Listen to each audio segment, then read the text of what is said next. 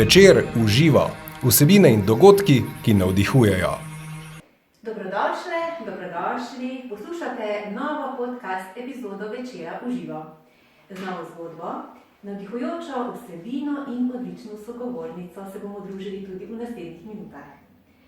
Tokrat gostimo damo, ki je spisala uspešno poslovno zgodbo, je poslovna ženska, mama, žena in avtorica knjige Spremembe vredna. Vse se da, pravi. Življenje lahko živimo, kot si želimo. Le vajeti zanj moramo vzeti v svoje roke. Kako? O tem piše v svoji knjigi, nekaj namigov bomo nanizali tudi v naslednjih minutah in na dogodku Večer uživa 11. marca v Mariboru. Dobrodošli, gospa Tanja Skaza. Ja, hvala za povabilo, hvala, da ste prišla v naše prostore. To sem ravno hotela reči, da hvala, ker nas gostite. V teh res krasnih, sončnih, toplih prostorih. Res je prijetno delati v takem okolju, oziroma zelo pomembno je, kako je okolje. Ne? Ja, najprej se bomo tega dotaknili. Pomeni, najprej, ko že stopiš v prostor, se moraš počutiti lepo, ker potem, če se počutiš lepo, je prava energija in potem lahko to poneseš naprej. Če si pa v takem krču, pa to moraš delati, po mojem, funkcionirati. Tako, ali pa slabš, na manj obratih, ne? Tako, tudi to. Tudi te rožice pravite, da si jih vedno kupujete, da vam vedno krasijo prostor? To moram priznati, da moja tajnica vsak teden poskrbi za to. Naša tajnica, ni več moja, tega, ker smo počasi izstopila, poskrbi vsak teden, da imam sveže rože, ampak ne samo v mojem prostoru, tudi pomembno je v sejnih prostorih, zaradi tega, ker rože nam dajo neko spoštovanje, takrat vemo, da smo živi, da se nekaj dobrega dogaja. Tako da ja, jaz uživam velikih rož. Gospodina Tanja, tudi ko pišete, imate, ne vem, ste namreč avtorica knjige, kot smo rekli, Spremembe vredna. O njej bomo danes govorili in tudi na dogodku po tej knjigi. A tudi, ko ste pisali, ste imeli kakšne posebne rituale, kak poseben prostor? Tako je. Pisali smo knjigo, to meni knjigo smo skupaj pripravljali z Petro Škarja in imeli smo točno prostor mojo delovno sobo, kjer je posebna, malo drugačna, mora biti tako navdihujoča, jaz se moram prijetno počutiti v tem prostoru in tudi delali smo v tej pisarni. Pomeni takrat, ko so odvisno kakšni so bili dnevi, tako sem se tudi temu prilagodila. Izredno veliko dam na to, kako se počutim. Če se danes mi je bilo prijetno, da prijete sem, ker po novem letu, novi cilji, meni je fajn priti v naše prostore, ker vse tako, zdaj je vse še pripravljeno na to leto in se mi zdelo prav, če ne bi vas pa povabila k meni domov. Kaj bi začutili, ne? Ja, tako kot začutiš. To je potrebno v življenju slediti občutkom, intuiciji, o tem veliko govorite, vi jo živite, vedno bolj. Naslov knjige je Spremembe vredna, malo bomo tokrat pokazali. Pa me zanima, gospa Tanja, tako da bomo rekli, po nekih merilih sreče oziroma nekega uspeha ste vi dosegli vse. Ste uspešna poslovna ženska, lepa ženska, mama, žena, pa vendarle se je v vas pojavila neka želja, potreba po spremembi. Zakaj? Kako? Kdaj? Ja, kaj je za koga tudi uspeh? To je tudi zelo zanimivo. Ja, zanimivo. Za mene je uspeh, da lahko živiš, da si točno takšen kot si. In ko to spoznaš, takrat res uživaš v življenju. Takrat se začneš zavedati, kaj je sploh čas, ki ga imaš na razpolago. Pri meni je bilo pa tako, da je prišlo do te knjige, sem si tudi malo napisala, je predvsem prišlo tudi do tega, ker sem videla, da nisem edini tak primer. V knjigi sem se res razgalila, res sem razkrila svojo zgodbo, tako osebno kot poslovno pot, kaj sem delala dobro, kaj nisem delala dokaj dobro, iz katerih napak sem se naučila, da sem danes mogoče drugačna in drugače gledam na to. In potem sem rekla, nisem edina na tej poti, veliko je takšnih, zakaj ne bi pa pomagala. In to sem vedela, da je zelo težko samo dati nekomu, da govoriš osebno, pa predstavljaš na kakšnih konferencah, ampak določeni so ljudje taki, ki pa ne želijo se razkriti. In ki si želijo pomagati, ampak bi to želeli bolj delati sami. In potem mi je bilo tako primerno, da napišem knjigo in vam lahko iskreno povem, da sem hvaležna vsem tistim, ki me spremljajo, ki se mi danes javljajo in ki mi napišejo, ker se poistovetijo z mojo zgodbo, ko rečem, tudi meni se to dogaja, zdaj vem, kakšen korak je treba narediti naprej in tako naprej. In da mi ni bilo naravno priznati, a veste, vse premalo priznamo, kaj nam manjka, česa se bojimo, priznamo, samo gledamo, ne vem, nekaj uspešno, tako kot ste me malo prej naštela, uspešna poslovna ženska, dobra me mami, kako me vidite, ampak v resnici sem pa samo oseba, ki sem šla čez veliko izzivov, sem se teh izzivov nisem ustrašila. Sem se odločila, da moram biti pogumna in iti naprej. To meni, zakaj ne bi to nekomu pokazala z določenimi primeri, da je to tisto, kar je prvo, da lahko postaneš uspešen. In ko se me danes vprašate, zakaj to, jaz še danes v resnici živim, to je zdaj, kar je zanimivo slišati, točno to, kar si želim živeti. Ja, res. In tako, kjerkoli se pokažem, ko rečem, ne vem, izrazim svoje mnenje, ne vem, včasih mi ne paše, včasih sem si tako pripravljala za vaše intervjuje, danes pa ocenjujem, da to prihaja iz srca. In da danes, kaj se bova pogovarjali, tudi bi rada, da dam samo neke iztočnice ljudem, jaz jim ne morem spremeniti njihove poti, lahko pa jim pokažem pot, da se odločijo in da oni naredijo to odločitev. Nikogar ne moramo spremenjati. In to sem želela in to tudi opisujem v knjigi. Ne vem, pa sem želela v službi spremenjati ljudi, pa sem želela, ne vem, partnerja spremeniti, da ima malo drugače, ampak to sem vidiš, katere so tvoje napake in moraš začeti pri sebi. Tako da, danes je za mene uspeh, da sem točno takšna, kot sem, takšna, kot me vidite danes in taka sem vse povsod. In to samo želim spraviti v življenje in povedati ljudem, da ko bojo živeli to, kar v resnici so, bojo najsrečnejši in bojo tudi najbolj uspešnejši. Ko začneš enkrat spreminjati, najbolj pomembno je svoj notranji svet, sebe, tako pravite, se začne tudi vsa zunanjost prilagajati temu, ne? Točno. In ti, ko se začneš zavedati, da ti privabiš ljudi takšno, kot si ti, in pol vmes se vprašajo ljudje, jaz pa s takšnimi se ne želim družiti. Ti njih zdaj potrebuješ, ker se z njimi od njih se moraš nekaj naučiti, ker so oni takšni, kot si ti. In ko ti narediš spremembo, pridejo nasproti drugačni ljudje. Prej smo se pogovarjali, ker ste prišla notri, sem rekla, kako mi je lepo, ker zadnje čase se vse bolj sem z novinarkami tudi, ali pa novinarji, ker res se mi zdi, da delate na globini, da vas zanima, zakaj je do tega prišlo, zakaj se delajo spremembe, kaj je tisto, ne samo, da je Tanja napisala knjigo, ni knjiga stvar. Knjiga moja je samo eno orodje, da z nekimi konkretnimi primeri pokažeš, da lahko narediš spremembo. In res je vse moč misli. Toliko, koliko smo mi prepričani vase, da lahko zmoremo narediti spremembo, jo bomo. No, ravno tukaj sva moč misli. Tudi v vaši knjigi pravite, če ne verjam, vse veš, v kar usmerjaš energijo, tisto raste. Naj bo to negativno, se nam bo kazalo samo to v življenju, pozitivno, samo to se pravi, predlaga se, da se živi zavestno oziroma bolj pozitivno. Gospa Tanja, ampak to je kar en oziroma odločilen, bistven in eden najtežjih korakov. Če smo navajeni teh negativnih vzorcev, kako ste vi premoščali to vrzel oziroma začeli drugače razmišljati? Ja, to, draga gospa Maja, to je najtežji del. To je res najtežji del. 95% besed, ki smo izgovorili včeraj, bomo izgovorili tudi danes. In ko ste me zdaj vprašali, jaz sem bila tudi v tem okrogu negativnih vzorcev, pa potem, konstantno se ti dogaja, zaposluješ ljudi, en govori proti drugim, ljudje čakajo, a bo uspešen ali ne bo uspešen, konstantno se vrtiš v tem okrogu. In da priješ do tega, se najprej moraš spoznati, da moraš s svojimi mislimi nekaj narediti. Jaz sem pri sama sebi ugotovila, da sem vse preveč imam teh strahov, teh izzivov sama seboj in da se mi vse prevečkrat pojavi ta stavek if, kaj pa, če.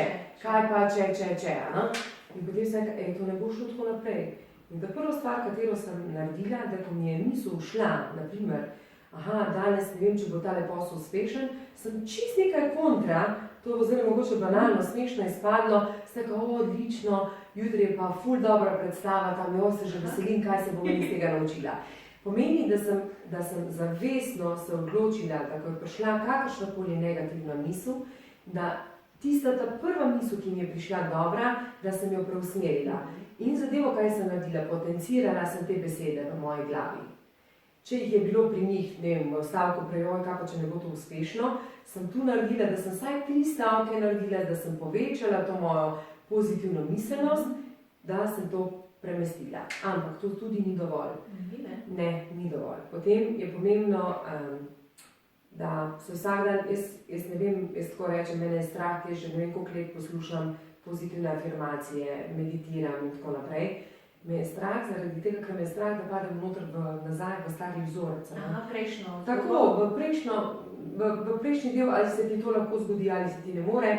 Jaz zdaj vsako osebo spoznam, ko se pogovarja z menoj, nikogar ne obsojam, zato ker si predstavljam, tudi jaz sem bila taka pred 5 leti ali pred 7 leti. Samo do ulici moraš to spremeniti. Konstantno ponavljam pozitivne afirmacije, poslušam jih, zapisujem jih v zvezek, ko vidim, ko se sama zalotim, da si rečem, joj, kaj pa mogoče, če ne bo to, že rečem, kaj pa se mi dogaja, nek moram najti moj vzorec, zakaj imam ta strah, kje se je ta strah, super, ugotovila sem, česa me je strah, dajmo pogledati, odkot to prihaja. In s tem tudi pomagam ljudem. No, to je tisto, kar jim poskušam povedati, zato ker to je tisto, kar sem najbolj spremenila pri sebi. Najprej to, da ozavestiš, da se sam zavedaš, koliko si ti sam sebi svoj sovražnik. Sam sebi zavidaš. Tako, največja je ta moč naših misli in ko ugotovimo, kako močne so te misli, koliko se mi sami skrivamo, ko bi to vedeli, ko bi to lahko v celem svetu bi povedala, bi vsak začel razmišljati čisto drugače. Bi že zjutraj, ko se zbudi, bil najprej že hvaležen za to, kar je sploh postal.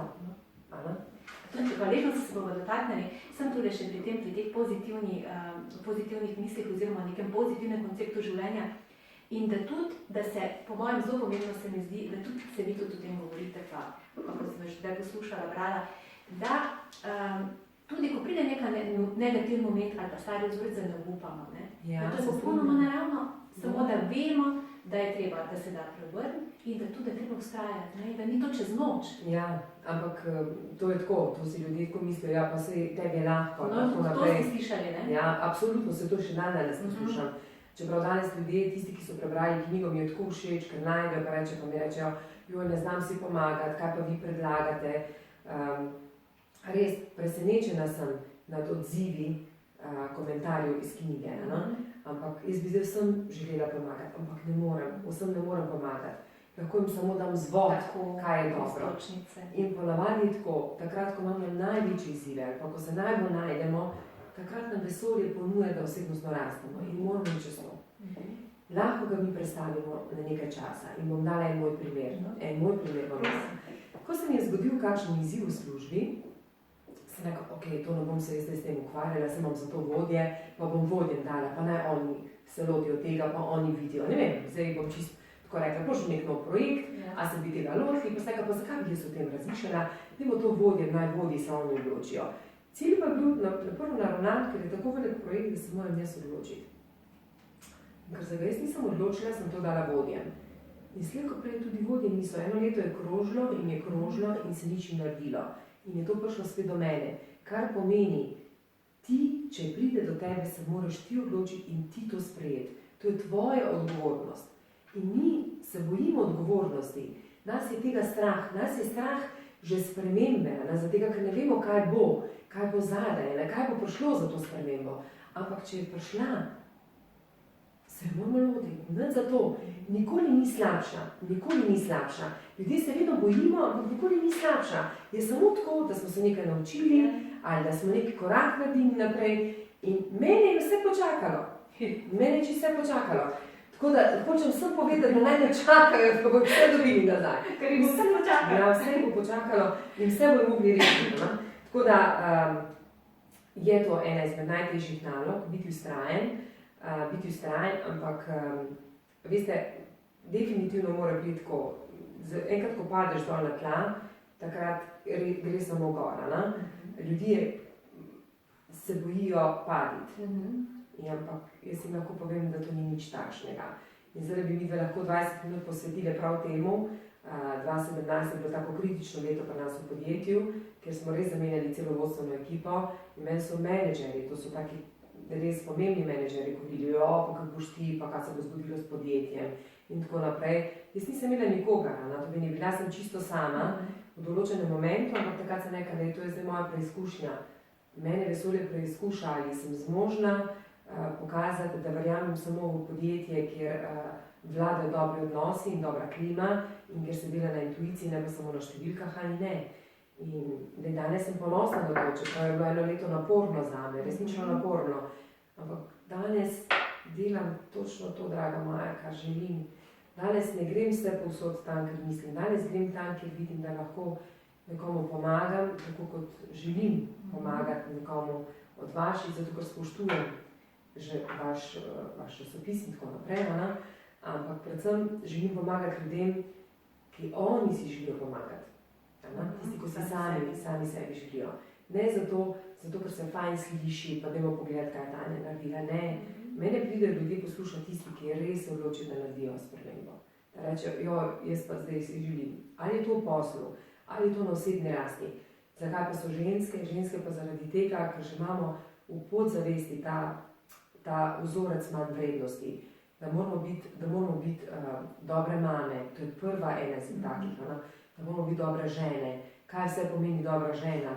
Za vsako nekaj drugega, ampak v vsakem primeru, če bomo možu všeč, pa če bomo vse to delali, bomo dobre žene. Ni res. To imamo totalno napačno, mogoče napačno za vsakega posamezno, ampak ko spoznamo, da moramo imeti sebe rade, takrat nas imajo drugi radi. Takrat največ koristimo našim otrokom, našemu partnerju in potem posledično tudi v službi.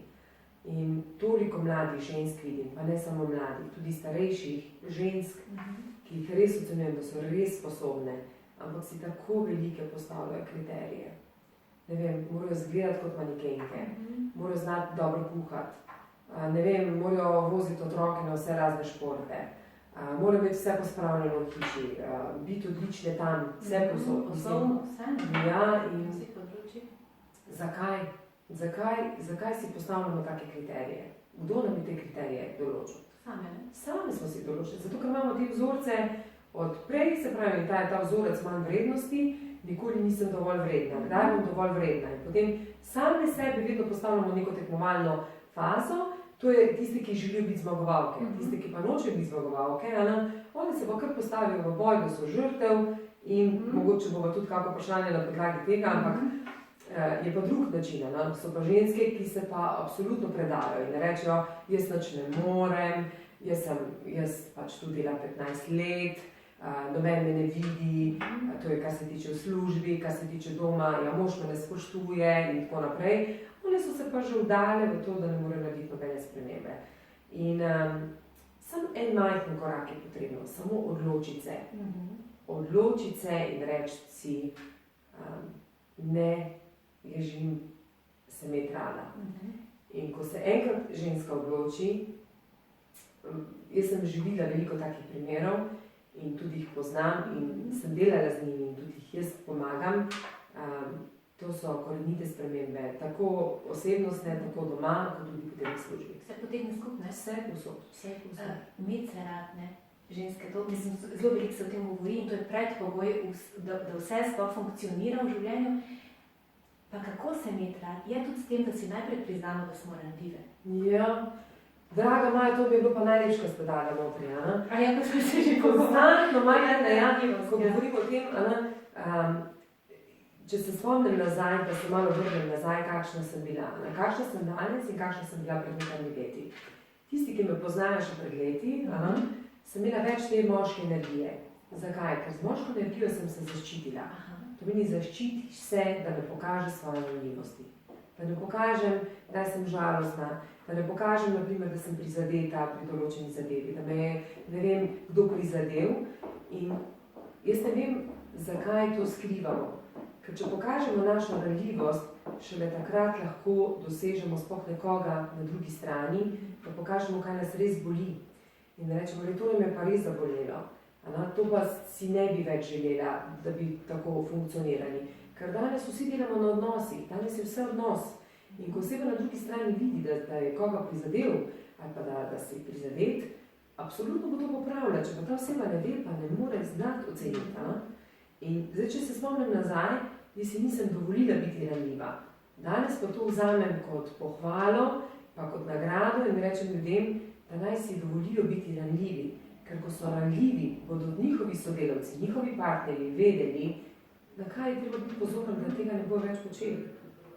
Pa tudi olajšanje to za osebo samo, da si Absolutno. prizna biti, ne? Tako, Ranljiva. da sploh reče, ne vem, to pa danes se pa ne počutim dovolj močno, da bi lahko izpeljala ta sestanek. Ali pa, ne vem, mogoče nisem dobro spala, pa se mi ne pozna. Ne rabi biti vodja vedno 100% samo vodja. Vodja je človek, ki to prvo, kar je oseba z gledom in pokaže ljudem, da je treba upoštevati intuicijo.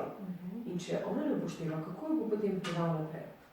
Gospod Tanja, vi zdaj zelo upoštevate dnevno, redno intuicijo tudi pri poslu, pravite, ne? Ja, jaz pravim predvsem tako, da zastavila sem si cilj, ker mi več pač ni potrebno, to je zdaj težko govoriti. Jaz se več ne rabim mogoče na tak način, da bi se zdaj ukvarjala, ali bom imela denar za preživetje. Ja, razumem. To je nekaj drugega, to je mogoče nekaj drugega, ker me zdaj nekdo mi ne piše, ampak jaz vseeno moram skrbeti, da bom imel plačane račune. Pa si tako želim jim povedati, ja, ampak če nisi srečen, ne boš tu tam srečen, boš plačal račune, pa ne bo tako ok. Ampak jaz sem se odločila, da bom resnično upoštevala samo intuicijo. In ta intuicija je tista, ki mi bo potem tudi dala potrditev racija. To meni, če moje srce pove, da je prav, da imamo mi danes intervju in da čutim, da je to, ga bova razpeljale. Če bi začutila, da ne najdemo, da ni tema, ki bi bilo, ker vidim, da je preveč površinsko, se odločim, da ne. In ni nič narobe. To samo pomeni, da spoštujem vaš čas in spoštujem moj čas in da ne želim zavajati strank, oziroma, ne vem, tisti, ki naj bojo pač poslušali. Tako da, ja, čim več intuicije, kar smo mi malo skrili. Jaz vidim, da pri otrocih, če bi sem znali gledati otroke, otroci so naši učitelji, ne? Ja, res. Samo če bi mi spremljali. Ko reče, ne bo šel to, ne bo to delal, ko pokaže, ko se ne more smejati pred vsakim, ko pride, bi se mi tudi lahko veliko kaj naučili od njih. Res. Gospa Tanja, prej smo se dotaknili tudi vloge žrtve, veliko ljudi se zaradi strahu, kot so rekli, ali neke nesigurnosti, raje postavim neko cono obdobja oziroma v neko vlogo žrtve, kar je lažje in naredi koraka. Vi ste imeli osebno to izkušnjo? Ja. Ste bili taj ta? Ja, sem tudi. Ne bi si mislila. Ja, mislim, jaz sem rasla v taki družini. Rasla v družini, kjer je moja mami bila dokaj v vlogi žrtve. Moram povedati, da tudi glede na to, koliko je zdaj pa kmalu je 67 let stara, se mi zdi, da vedno bolj je sedaj v tisti vlogi, ker noče biti več žrtva.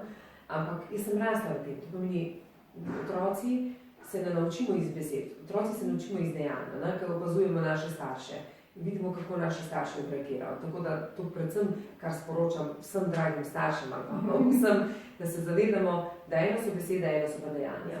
Ja, tako. In to najbolj vleče. A veste, ko mi reče, katera mamica reče, jaz sem upam, da bo moja hčera naredila v vlogi žrtve, jaz bom vse naredila, da bo ona srečna in da ne bo trpela tako kot jaz. Jaz si ne znam razložiti, da ona bo podobne vzorce vlekla, če ne bo kakršnokoli spremenila, kot videla ona sama, njena hčera, zaradi tega, ker svojo mamico vidite v vlogi žrtve.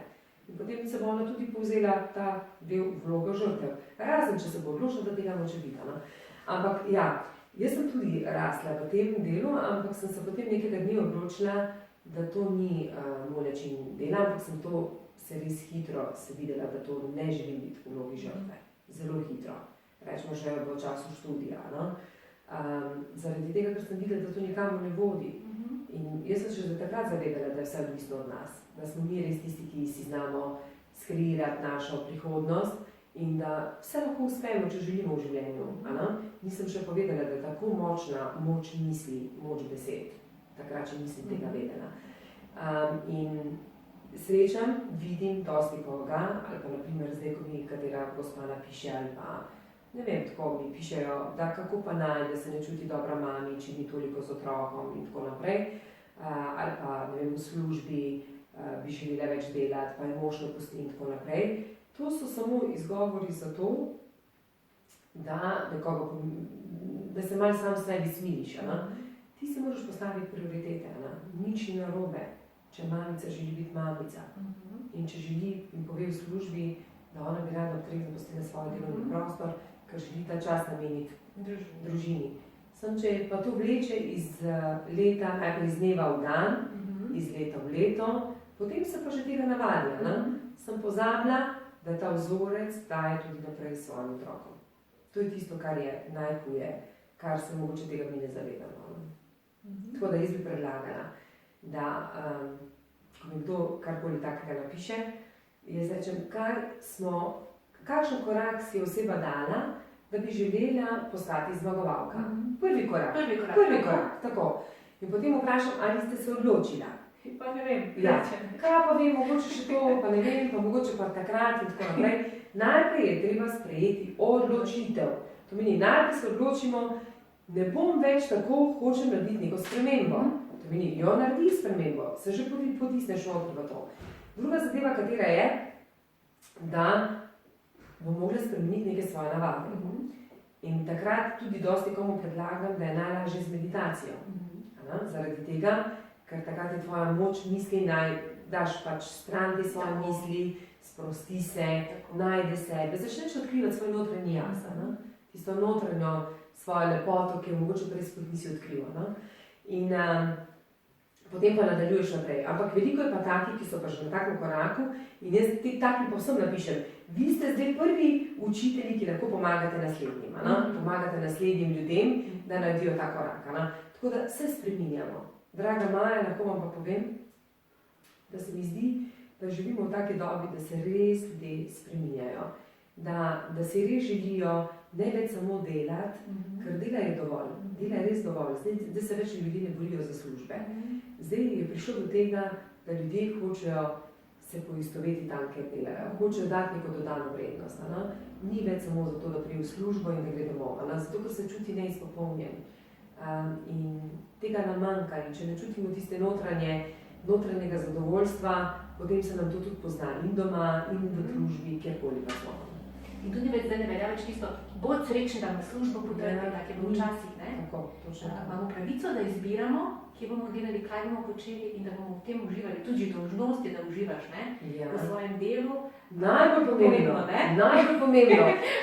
Po moji pogodbi. A vi veste, da jaz rečem, ko mene moji sprašujejo, ali pa kdo od naših delodajalcev, od drugih partnerjev, gospodarstvenikov vprašajo, jaz v našem podjetju imam izobraževanja, vrednote poslanstva in tudi osebnostno rast. In vsakemu rečem od naših zaposlenih, on mora biti srečen na svojem delovnem mestu. Dobro, to beseda mora je treba dati ven, ampak rečem, poskušajte poiskati svojo srečo na tem delovnem mestu. Če ne najdete, morate iskati srečo nekje drugje. In predvsem, kar želim, ko je človek srečen tam, kjer je, takrat nosi sebi dodano vrednost in nosi podjetju. Pa ni srečen. Ona ne ustvarja dodane vrednosti in tudi v podjetju ne ustvarja. Zato se ne smemo bati, ko kdo gre iz našega podjetja. Zaradi tega, ker mogoče ni najbolj sreče. Ni se poistovetil z vrednotami in je pomembno, da ga spustimo, da mu pustimo pot, da najde srečo drugje. To je tisto, kar mislim, da smo preveč omejeni s tem. Joj, pa kaj pa zdaj pa je delo, pa 3 leta je delo ali pa 5 let je delo. Ponavadi ste novinarji taki, ki ste 10 let, 15 let predani kakim podjetjem. In potem jaz tako včasih rečem, ko katera novinarka tako reče, koliko ima znanja. Jaz rečem, ne se bati narediti drugega koraka. Ne se bati. Mislim, zakaj? Zdaj je čas, da ste osebnost tudi dozoreli v tem in greste potem naprej. Ampak nismo to samo, ne samo novinarji ali pa kdorkoli. Ko pridete do določene točke, ko vidite, da nimate več izzivov, je čas, da si odprete pot naprej. Nič ni to narobe. To je naravni signal, bi rekel. Točno. In če se spomnite, da smo se to učili na faksu, smo se učili, da po določenih letih, ko ne čutiš več izziva, to pomeni, ko čutiš, da stagniraš, da več osebnostno ne rasteš, da je čas, da zamenjaš delovno okolje, delovno mesto ali zamenjaš nekaj, kaj te bo ponovno navdihovalo. To pomeni, kaj te bo motiviralo, da boš ti postal lahko navdihen za to, kar počneš.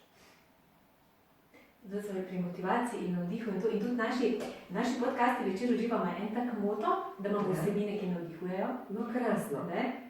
Gospodine, kaj vas tak navdihuje? Kaj mene navdihuje? Zdaj ste že ogromno nanizali, ampak tak, če malo nek nabor narediva. Pa najprej me navdihuje to, ker vidim, kako ljudje osebnostno rastejo. Najprej se bom dotaknila pri meni doma, ker vidim, kako smo kot družina povezani. Smo tako, da imam 15-letnika, pa se že pogovarja z mano. Mi smo že tako, da se kar dosti stvari pogovarjamo na način mene, ki več živi kot jaz, ali obratno.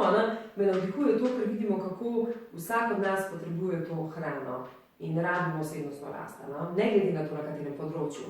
Druga zadeva, kar me navdihujejo naši zaposleni. Naši zaposleni, ki vidim, kako si postavljajo cilje, kako si postavljajo neke določene kompetence, ne vem, kaj se še hočejo veščine naučiti in tako naprej. To me res navdihuje. To jih vi spodbujate tudi, ne? Ja, tako, ampak me navdihuje, da oni sami vidijo potencial v tem.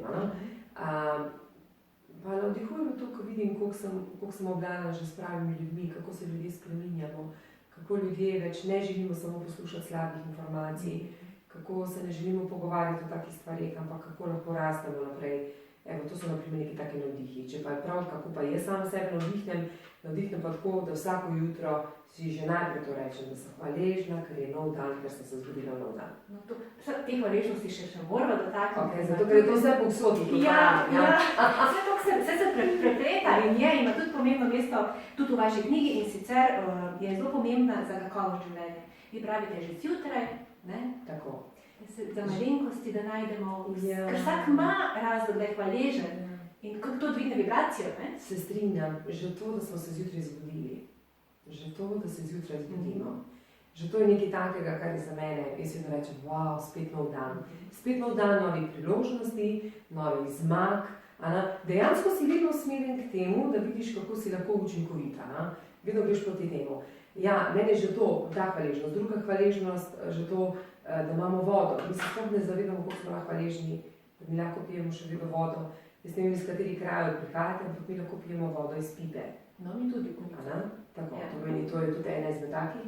Potem smo hvaležni za mir. Vidimo, kaj se dogaja po svetu, od potresov do vojn, do vsega, ne vem, požarov in tako naprej. Smo lahko srečni, v kakšnem okolju živimo. Res. Potem, mislim, meni so take majhne stvari že pomembne, da imam dom, da imam družino, Rolice. Ja, točno to. To so take malenkosti, ki se nam zdijo same po sebi pomembne, pa niso same po sebi pomembne, res ne. In, a veste, ko mogoče ne znamo se poistovetiti z ljudmi, ko so, na primer, ne vem, invalidi, ali pa ko so, ne vem, karkoli bi zdaj rekla, pa ko vidiš njih, kako so veseli in srečni za to življenje, pa mi nismo srečni to, kar imamo, vedno pravim, bodimo najprej hvaležni to, kar imamo, ker če nismo hvaležni to, kar imamo, ne moramo dobiti več.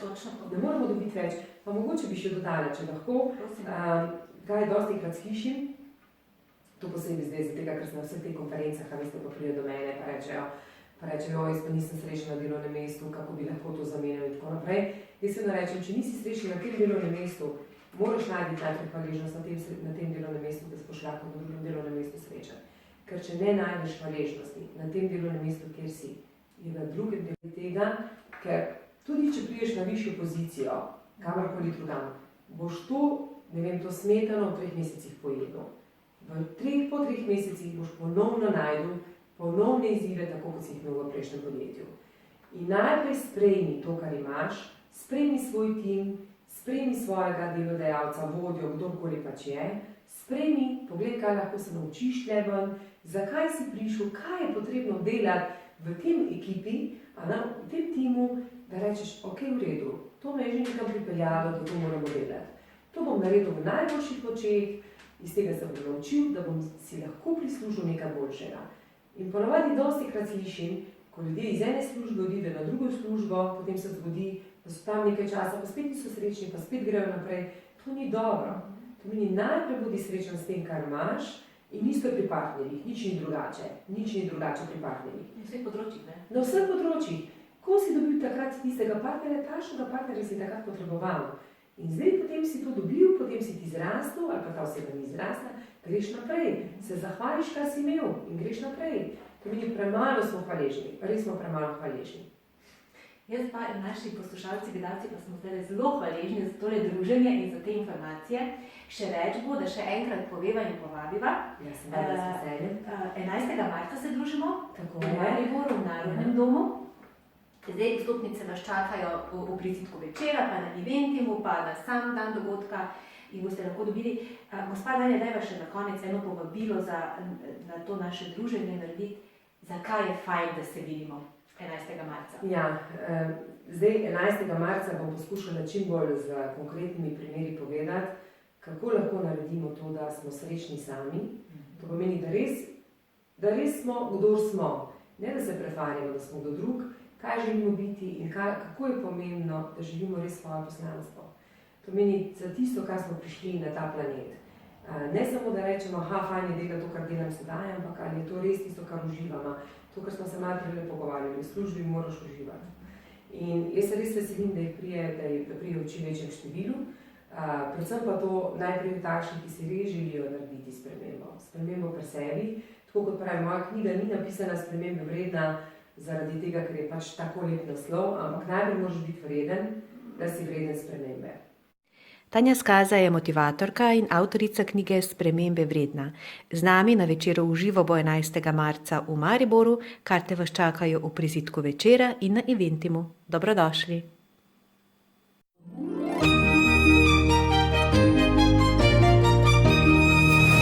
Večer v živo. Vsebine in dogodki, ki navdihujejo.